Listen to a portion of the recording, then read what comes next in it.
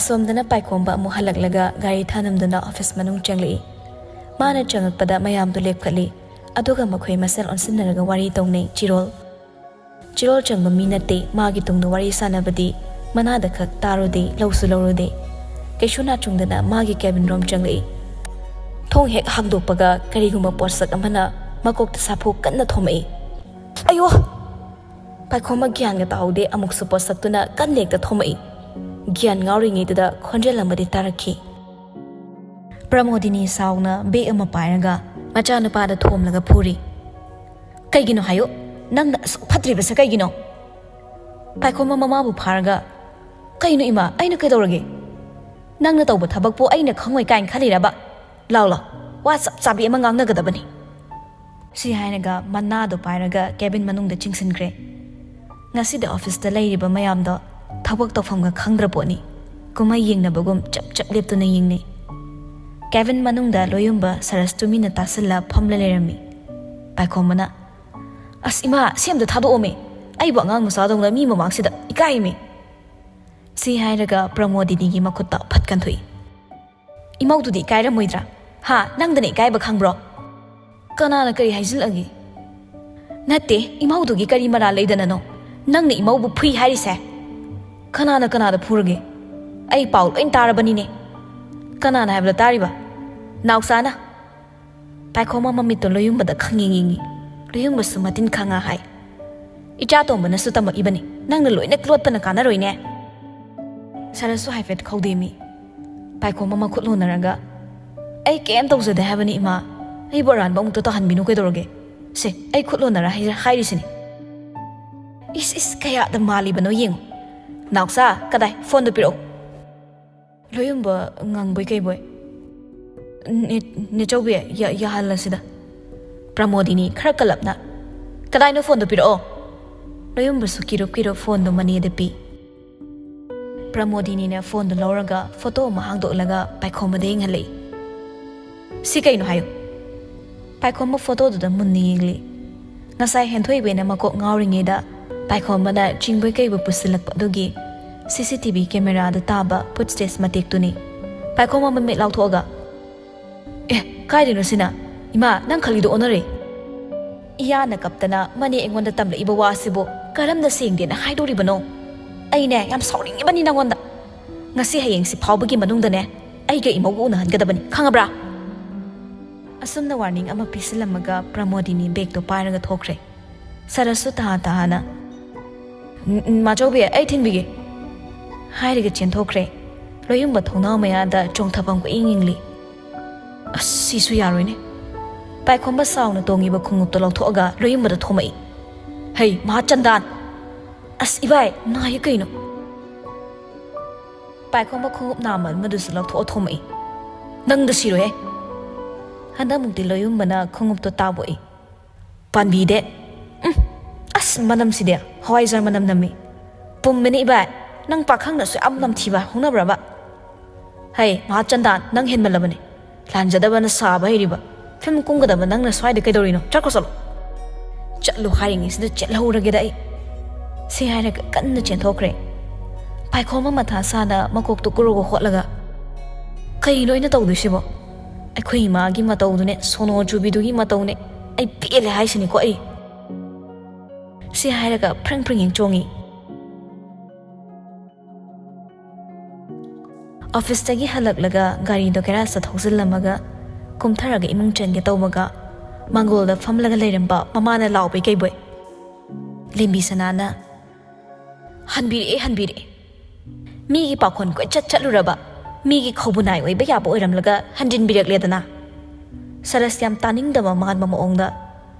ai he obage sawikta langningbra halakpaga tapla isu kaigino nangna tawbaduna hairiba naram chatkini aina haibiri base mi makha thaba sibo nungai bro ha nangdi nungai ramgani ne kainu imagi koksibo afa amta khanma ngamdaba sibo ho afa ngak ta khalingai da ne mi ne ina lein thungpun ba mun khidau lau khidau gi tawri sidi nang kem da khangde ne nang udeba ima da sok se atai kana sunati ai gi he iyamane mayamba amana manaw amada adu khantaba wakha kaishu khalamui nayamba hairi base pokminna badi natte dana kana na khangni ꯃꯥꯅ ꯉꯝꯃꯤ ꯍꯥꯏꯗꯨꯅ ꯑꯩꯈꯣꯏꯕꯨ ꯍꯦꯛꯇ ꯂꯩꯈꯥ ꯇꯥꯅꯕ ꯁꯤꯜꯂꯛꯂꯕꯗꯤ? ꯏꯃꯥ, ꯑꯩꯁꯦ ꯑꯉꯥꯡ ꯃꯆꯥ ꯅꯠꯇꯦ. ꯏꯁꯥꯒꯤ ꯗꯤꯁꯤꯖꯟ ꯏꯁꯥꯅ ꯂꯦꯞꯄ ꯉꯝꯕ ꯃꯤꯅꯤ. ꯑꯩ ꯊꯥꯖꯩ ꯗꯥꯆꯧꯅꯁꯨ ꯃꯅꯥꯎ ꯑꯩꯒꯤ ꯀꯥꯏꯅꯕ ꯀꯩꯁꯨ ꯀꯥꯏꯅꯕ ꯁꯤꯜꯂꯣꯏ. ꯊꯥꯒꯠꯂꯣ ꯊꯥꯒꯠꯂꯣ. ꯄꯣꯛꯁꯨ ꯄꯣꯛꯃꯤꯟꯅꯗꯕ ꯅꯌꯥꯝꯕꯗꯣ ꯊꯥꯒꯠꯂꯣ. ꯍꯌꯦꯡꯗ ꯉꯥꯏꯔꯦ ꯅꯃꯥ ꯑꯩꯅ ꯍꯥꯏꯔꯤꯕ ꯋꯥꯁꯤꯗ ꯄꯣꯞ ꯇꯥꯒꯗꯕ. ꯃꯇꯝꯗꯣ ꯉꯥꯏꯌꯨꯀꯣ ꯅꯣꯏ. ꯁꯤ ꯍꯥꯏꯔꯝꯂꯒ ꯂꯦꯝꯕꯤꯁꯅ ꯏꯃꯨꯡ ꯆꯪꯈ꯭ꯔꯦ. ꯁꯔꯁ ꯃꯥꯡꯒꯣꯜꯗ ꯂꯦꯞꯂꯒ ꯁꯣꯔ ꯐꯨꯏꯅ ꯐꯨꯏꯅ ꯁꯥꯎꯔꯪꯅꯅ ꯍꯣꯜꯂꯤ. ꯁꯤꯗꯅꯦ ꯑꯩꯅ ꯌꯨꯝꯗꯒꯅꯦ ꯑꯃꯠꯇ ꯍꯟꯖꯤꯟꯅꯤꯡꯗ꯭ꯔꯤꯕ. ꯃꯃꯥ ꯃꯄꯥꯅ ꯃꯇꯣꯝ ꯄꯣꯛꯄꯤ ꯅꯨꯄꯤ ꯑꯃ ꯊꯣꯛ ꯂꯧꯁꯤꯜꯂꯒꯅꯦ ꯌꯥꯋꯣꯡ ꯀꯣꯛ ꯏꯟꯒꯤꯅꯤꯁꯦ. ꯁꯤ ꯍꯥꯏꯔꯒ ꯑꯃꯨꯛ ꯊꯣꯔꯛꯂꯒ ꯒꯥꯔꯤꯗꯣ ꯊꯧꯗꯣꯛꯂꯒ ꯆꯠꯈ꯭ꯔꯦ.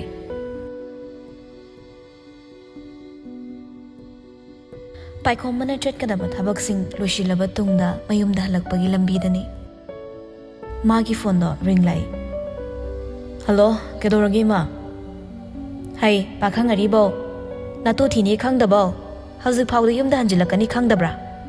ꯑꯁ ꯏꯃꯥ, ꯋꯥꯅ ꯋꯥꯕꯅꯦ, ꯌꯥꯝ ꯍꯧꯔꯛꯀꯅꯨꯀꯣ. ꯄ꯭ꯔꯞ ꯄ꯭ꯔꯞ ꯂꯥꯎ. ꯉꯁꯤꯗꯤꯅꯦ ꯋꯥ ꯁꯞ ꯁꯥꯕꯤ ꯑꯃ ꯉꯥꯡꯅꯒꯗꯕꯅꯤ. ꯄꯦꯜꯂꯦ ꯑꯩꯗꯤ ꯁꯩꯇ ꯑꯣꯏꯕ.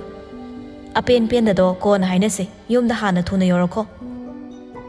ꯄꯥꯏꯈꯣꯝꯕ ꯁꯥꯎꯔꯪꯅꯅ ꯀꯣꯜꯗꯣ ꯐꯠ ꯀꯛꯂꯒ ꯁ꯭ꯋꯤꯆ ꯑꯣꯐ ꯊꯝꯖꯤꯟꯈ꯭ꯔꯦ. ꯐꯔꯦꯅꯤ ꯁꯤ ꯑꯣꯏꯔꯗꯤ. ꯌꯨꯝꯗꯒ ꯑꯝꯇ ꯍꯜꯂꯣꯏꯗꯍꯦ. ꯁꯤ ꯍꯥꯏꯔꯒ ꯒꯥꯔꯤꯗꯨ ꯃꯃꯥꯏ ꯑꯃꯨꯛ ꯂꯩꯔꯒ ꯍꯣꯇꯦꯜ ꯇꯝꯅ ꯂꯥꯛꯏ. ꯀꯪꯂꯩ ꯀꯣꯟꯇꯤꯅꯦꯟꯇꯦꯜ ꯍꯣꯇꯦꯜ, ꯔꯨꯝ ꯅꯝꯕꯔ 245. ꯃꯃꯥꯒ ꯑꯣꯟꯁꯤꯟꯅꯕ ꯇꯟꯕꯒꯤ ꯄꯥꯏꯈꯣꯝꯕ ꯑꯍꯤꯡꯗꯨꯃ ꯍꯣꯇꯦꯜꯗ ꯂꯩꯔꯦ. ꯏꯔꯨꯖꯕ ꯂꯣꯏꯔꯒ ꯇꯥꯋꯦꯜ ꯑꯃ ꯌꯥꯜꯂꯒ ꯕꯦꯜꯀꯅꯤꯗ ꯊꯣꯔꯛꯏ. ꯖꯨꯁ ꯒ꯭ꯂꯥꯁ ꯑꯃꯁꯨ ꯊꯥꯡꯒꯠꯂꯒ ꯊꯛꯏ ꯄꯣꯠꯅꯤ. ꯁꯤꯠꯂꯤꯕ ꯑꯏꯪꯕ ꯃꯥꯂꯪꯅ ꯌꯩꯕꯗ ꯆꯣꯛꯊꯔꯕ ꯍꯛꯆꯥꯡ ꯑꯗꯣ ꯈꯔ ꯈꯖꯤꯛ ꯇꯦꯛꯈꯠꯄꯒꯨꯝ ꯇꯧꯔꯤ. ꯉꯥꯏꯍꯥꯛ ꯃꯃꯤꯠ ꯎꯏꯁꯤꯜꯂꯒ ꯂꯩꯔꯤꯕ ꯃꯥꯂꯪ ꯃꯥꯒ ꯅꯨꯡꯉꯥꯏꯕ ꯏꯄꯥꯛ ꯑꯃꯗ ꯇꯥꯎꯃꯤꯟꯅꯔꯨꯏ. ꯃꯃꯤꯠ ꯎꯏꯁꯤꯟꯅ ꯉꯁꯥꯏ ꯊꯣꯛꯈ꯭ꯔꯤꯕ ꯊꯧꯗꯣꯛꯁꯤꯡ ꯑꯗꯣ ꯅꯤꯡꯁꯤꯡꯂꯛꯏ. ꯃꯤꯠꯃꯥꯡꯗ ꯍꯦꯟꯊꯣꯏꯕꯤꯒꯤ ꯏꯉꯥꯎ ꯉꯥꯎꯖꯕ ꯃꯇꯧ ꯐꯟ ꯐꯟ ꯆꯣꯡꯊꯣꯔꯛꯂꯒ ꯑꯃꯨꯛ ꯍꯟꯅ ꯊꯣꯔꯛꯄꯒꯨꯝ ꯎꯔꯛꯂꯦ. ꯈꯪꯍꯧꯗꯅ ꯄꯥꯏꯈꯣꯝꯕ ꯃꯇꯣꯝꯇ ꯋꯥ ꯋꯥ ꯅꯣꯛꯊꯣꯔꯛꯏ. ꯀꯣꯂꯤꯡ ꯕꯦꯜ ꯑꯃꯨꯛ ꯈꯤꯡꯂꯛꯄꯗ ꯄꯥꯏꯈꯣꯝꯕ ꯅꯣꯛꯂꯝꯕꯗꯣ ꯕ꯭ꯔꯦꯛ ꯈꯪꯄꯥ ꯐꯥꯏ. ꯀꯅꯥꯅꯣ ꯑꯃꯨꯛ ꯉꯥꯏꯍꯥꯛꯇ ꯃꯀꯥ ꯂꯥꯝꯅ ꯅꯣꯛꯄꯁꯤꯗ ꯌꯦꯜꯂꯛꯏꯁꯤꯅ? ꯉꯥꯏꯉꯝꯗꯅ ꯀꯣꯂꯤꯡ ꯕꯦꯜꯗꯣ ꯄꯪꯈꯤꯡꯗ ꯈꯤꯡꯖꯜꯂꯛꯄꯗ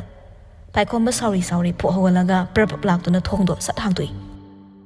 ꯍꯦꯛ ꯍꯥꯡꯗꯣꯛꯄꯒ ꯂꯣꯌꯨꯝꯕꯅ ꯊꯣꯡꯗꯣ ꯀꯧꯈꯥꯏꯒꯦ ꯇꯧꯕ ꯃꯥꯟꯕ ꯃꯑꯣꯡꯗ ꯂꯦꯞꯄꯒ ꯂꯩꯔꯝꯃꯤ. ꯀꯩꯅꯣ ꯇꯧꯔꯤ ꯐꯤꯕꯝꯗꯨꯅ? ꯉꯥꯎꯔꯕꯣ? ꯀꯩꯅꯣ ꯏꯕꯥꯏꯅ ꯈꯜꯂꯤꯁꯦ? ꯀꯩꯅꯣ ꯑꯩꯅ ꯀꯩꯗꯧꯔꯒꯦ? ꯏꯁ ꯑꯩꯅ ꯀꯩꯗꯧꯔꯒꯦ ꯀꯥꯏꯅ ꯂꯥꯟꯖꯗꯕꯒ ꯁꯨꯝ ꯑꯃꯨꯛ ꯁꯥꯔꯤꯅꯦꯕ. ꯍꯩ ꯕꯗꯃꯥꯁ, ꯅꯪꯅ ꯉꯁꯥꯏ ꯗ꯭ꯔꯃꯥ ꯇꯧꯁꯤꯟꯈꯤꯕꯗꯣ ꯀꯥꯎꯕꯤꯔꯕꯣ? ꯑꯗꯩꯅꯦ ꯑꯩꯅ ꯌꯨꯝ ꯍꯟꯖꯤꯟꯕ ꯉꯝꯗ꯭ꯔꯤꯁꯦ. ꯂꯣꯌꯨꯝꯕ ꯃꯅꯨꯡ ꯆꯪꯉꯛꯅ ꯗ꯭ꯔꯃꯥ ꯇꯧꯕ ꯇꯧꯗꯕ ꯂꯥꯏꯔꯤ. ꯀꯔꯤꯅꯣ ꯏꯕꯥꯏꯕꯨ ꯅꯥꯒ ꯇꯥꯊꯤꯔꯕ꯭ꯔꯣ? ꯇꯥꯊꯤꯔꯗꯤ ꯍꯥꯏꯔꯣ, ꯉꯜꯂꯤꯉꯩꯁꯤꯗꯅꯦ ꯌꯦꯡꯊꯣꯛꯅꯕ. ꯍꯣꯁꯄꯤꯇꯥꯜꯗꯒ ꯈꯔ ꯆꯠꯅꯤꯡ ꯂꯩꯕꯅꯦ. ꯄꯥꯏꯈꯣꯝꯕ ꯊꯣꯡ ꯂꯣꯟꯁꯤꯜꯂꯝꯃꯒ ꯂꯣꯌꯨꯝꯕꯒꯤ ꯃꯇꯨꯡ ꯏꯟꯅꯔꯛꯂꯦ. ꯀꯩꯅꯣ ꯅꯪꯅ ꯏꯁꯧ ꯂꯥꯎꯔ ꯂꯥꯛꯏꯗꯨꯕꯣ? ಲಾವ್ದ್ರದೆ ಕೈನೋ ಅಸೋಮ್ನರಿ ಇಬಾಯ್ ಹಲಕ್ಟ್ರೆನ ಪಾಖತ್ನದನ ತೌರಿ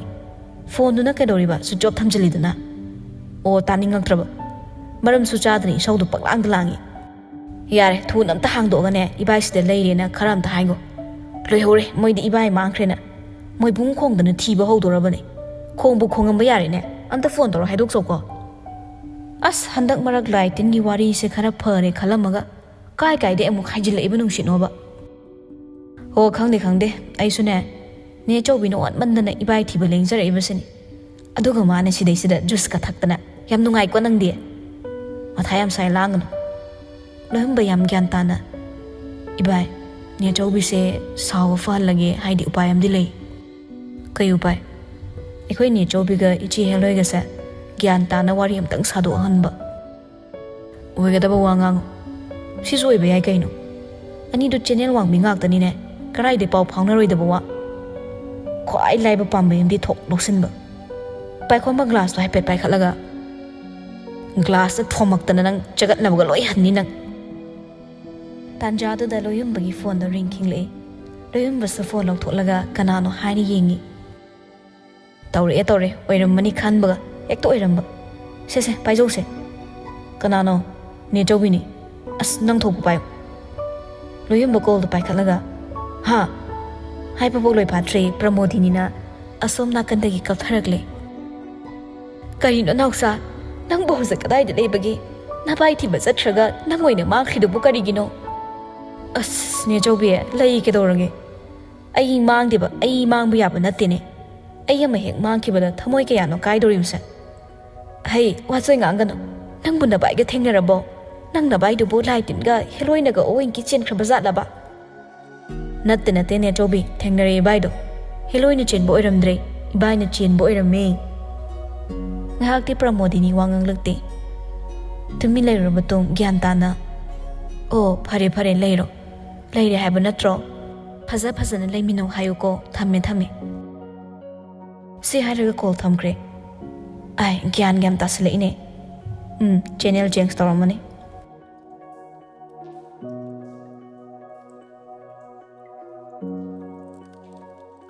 ꯃꯊꯪꯒꯤ ꯅꯨꯃꯤꯠꯅꯤ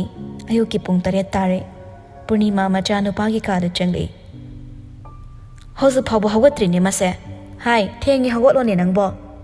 ꯂꯨꯌꯨꯝꯕ ꯎꯏꯔꯨꯝ ꯀꯩꯅꯣ ꯄꯂꯦꯝ ꯑꯌꯨꯛ ꯑꯉꯟꯕꯁꯤꯗ ꯀ꯭ꯋꯥ ꯈꯣꯡꯉꯤꯁꯤꯕꯣ ꯏꯃꯥꯏ ꯄꯦꯝꯃ ꯃꯃꯥ ꯑꯩꯒꯁꯦ ꯀ꯭ꯋꯥꯀ ꯆꯥꯡꯗꯝꯅꯔꯤꯕꯅꯤꯅꯦ ꯍꯩ ꯊꯨꯅ ꯍꯧꯒꯠꯂꯣ ꯑꯩꯁꯨ ꯅꯅꯦ ꯆꯧꯕꯤ ꯍꯣꯏꯗ ꯉꯥꯏꯍꯥꯛꯇ ꯌꯧꯔꯨꯅꯕ ꯇꯧꯒꯦ ꯉꯥꯡꯗꯅ ꯊꯣꯛꯈ꯭ꯔꯦ ꯇꯥꯟꯖꯥꯗꯨꯗ ꯃꯣꯟ ꯃꯌꯥꯗ ꯂꯩꯔꯤꯕ ꯐꯣꯟꯗꯣ ꯀꯟꯅ ꯍꯦꯛꯇ ꯈꯤꯡꯂꯛꯏ ꯂꯨꯌꯨꯝꯕ ꯐꯣꯟꯗꯣ ꯑꯣꯈꯠꯂꯤ ꯍꯜꯂꯣ ꯎꯏꯔꯤ ꯈꯨꯝꯕꯅꯤ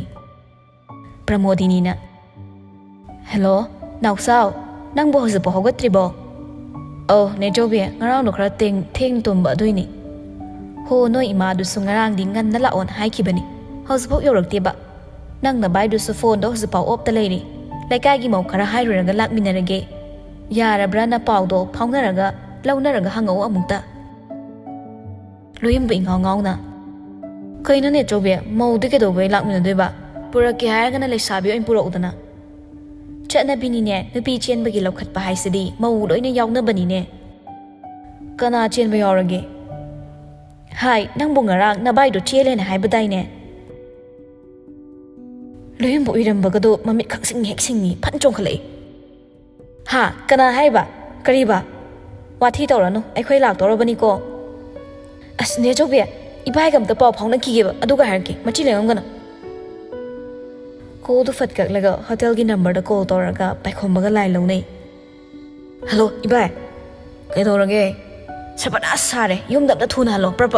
ꯅꯦꯆꯧꯕꯤꯗꯣ ꯑꯝꯇ ꯐꯥꯎꯔꯝꯃꯤ ꯑꯁꯣꯝꯗꯅ ꯄ꯭ꯔꯃꯣꯗꯤꯅꯤꯅ ꯄꯨꯔꯅꯤꯃꯥ ꯅꯥꯎꯆꯥꯗꯨꯕꯨ ꯍꯜꯂꯒ ꯐꯣꯟ ꯇꯧꯔꯛꯀꯦ ꯍꯥꯏꯔꯝꯂꯒ ꯍꯧꯖꯤꯛꯐꯥꯎ ꯇꯧꯔꯛꯇ꯭ꯔꯤꯁꯤꯕꯨ ꯀꯩꯗꯧꯕ ꯌꯥꯎꯔꯕꯖꯥꯠꯅꯣ ꯄꯨꯔꯅꯤꯃꯥꯅ ꯈꯪꯗꯦꯅꯦ ꯃꯗꯨꯕꯣ ꯉꯁꯥꯏꯁꯨ ꯊꯣꯛꯑꯝꯗꯥꯏꯗ ꯀꯗꯥꯏ ꯆꯠꯂꯤꯅꯣꯒ ꯍꯪꯕ ꯅꯪꯍꯧꯗꯦ ꯁꯠ ꯄꯥꯏꯊꯣꯛꯈ꯭ꯔꯤꯕꯅꯤ ꯅꯠꯇꯦ ꯏꯅꯝꯃ ꯑꯉꯥꯡꯁꯤꯡꯗꯨꯕꯨ ꯃꯐꯝ ꯀꯗꯥꯏꯗ ꯀꯅꯥꯒꯤꯗ ꯂꯩ ꯍꯥꯏꯔꯛꯀꯦ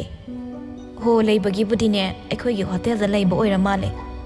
ꯄꯨꯡꯁꯤꯁꯨ ꯊꯦꯡꯖꯤꯜꯂꯛꯑꯦ ꯍꯦꯛꯇ ꯆꯠꯂꯁꯤꯔꯅꯦ ꯑꯩꯈꯣꯏꯕꯣ ꯉꯥꯏꯍꯥꯛꯇ ꯉꯥꯏꯈꯤꯁꯤꯗ ꯏꯅꯝꯃ ꯇꯥꯟꯖꯥꯗꯨꯗ ꯁꯨꯃꯥꯡꯗꯒꯤ ꯒꯥꯔꯤ ꯊꯧꯖꯤꯜꯂꯛꯄꯒꯤ ꯃꯈꯣꯜ ꯇꯥꯔꯛꯈꯤ ꯏꯃꯨꯡꯗ ꯐꯝꯂꯤꯕ ꯃꯈꯣꯏ ꯑꯅꯤꯗꯣ ꯃꯄꯥꯟ ꯊꯣꯔꯛꯏ ꯄ꯭ꯔꯃꯣꯗꯤꯅꯤꯅ ꯏꯕꯨꯡ ꯑꯆꯧꯕ ꯅꯥꯎꯆꯥ ꯀꯩꯅꯣ ꯅꯈꯣꯏꯅ ꯄꯥꯎ ꯍꯥꯏꯔꯛꯀꯦ ꯍꯥꯏꯔꯝꯂꯒ ꯑꯃꯛꯇ ꯍꯥꯏꯔꯛꯇ꯭ꯔꯤꯗꯨꯕꯣ ꯂꯨꯌꯨꯝꯕꯅ ꯅꯦꯆꯧꯕꯤꯒꯤ ꯕꯥꯞꯇꯣ ꯅꯥꯎꯝꯗ ꯆꯠꯈ꯭ꯔꯦꯕ ꯅꯦꯠꯋꯥꯛ ꯑꯃ ꯏꯁꯝ ꯁꯝꯅꯗ꯭ꯔꯦ ꯄ꯭ꯔꯃꯣꯗꯤꯅꯤꯅ ꯀꯩꯅꯣ ꯅꯦꯠꯋꯥꯛ ꯅꯨꯡꯉꯥꯛꯀ ꯑꯃꯨꯛ ꯇꯧꯈꯠꯂꯛꯏꯗꯨꯕꯣ ꯏꯃꯧꯗꯤ ꯀꯗꯥꯏ ꯄꯥꯏꯈꯣꯝꯕꯅ ꯏꯃꯥ ꯏꯃꯨꯡ ꯑꯝꯇ ꯆꯪꯁꯤꯜꯂꯣ ꯏꯃꯨꯡꯗ ꯂꯣꯏꯅ ꯍꯥꯏꯔꯒꯦ ꯂꯥꯛꯑꯣ ꯁꯤ ꯍꯥꯏꯔꯒ ꯄꯥꯏꯈꯣꯝꯕ ꯏꯃꯨꯡꯗ ꯒꯝ ꯆꯪꯈ꯭ꯔꯦ ꯄ꯭ꯔꯃꯣꯗꯤꯅꯤꯅ ꯀꯩꯅꯣ ꯇꯧꯔꯤꯁꯤꯕꯣ ꯅꯥꯎꯆꯥ ꯅꯕꯥꯏꯁꯦ ꯂꯨꯌꯨꯝꯕ ꯃꯔꯛ ꯐꯠꯇꯠꯂꯒ ꯅꯦꯆꯧꯕꯤ ꯏꯃꯨꯡ ꯁꯥꯟꯅꯔꯁꯦ ꯃꯈꯣꯏ ꯄꯨꯂꯞ ꯏꯃꯨꯡ ꯆꯪꯏ ꯄ꯭ꯔꯃꯣꯗꯤꯅꯤꯅ ꯏꯕꯨꯡ ꯑꯆꯧꯕ ꯏꯃꯧꯗꯤ ꯀꯗꯥꯏ ꯊꯝꯃꯝꯃꯒꯦ ꯍꯥꯏꯕꯅꯦ ꯅꯪꯕꯣ ꯀꯗꯥꯏꯗꯤ ꯅꯃꯧꯅꯣ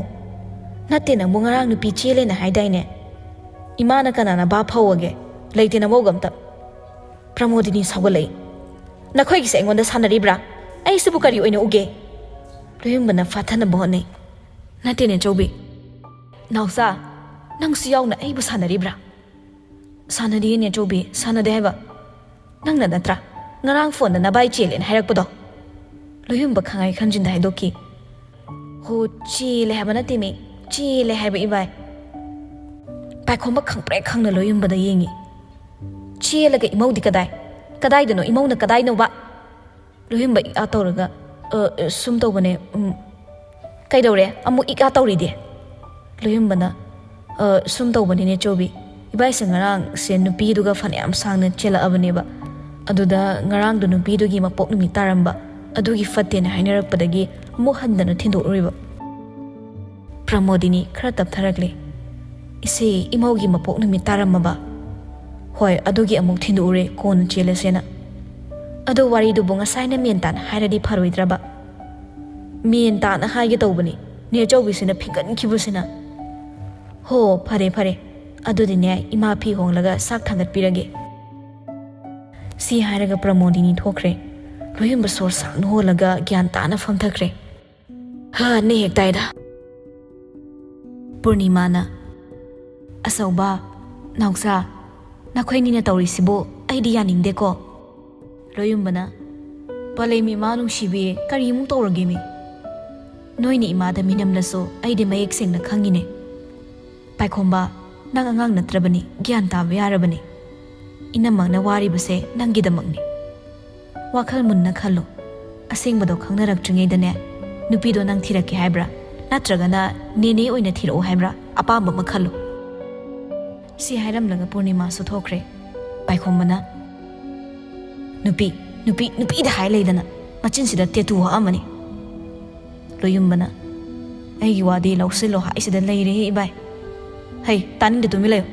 nangna natrose sitho alisa nangna natraba kanana masla do yam thaona haige hoine aina chenba hairubaduda soibani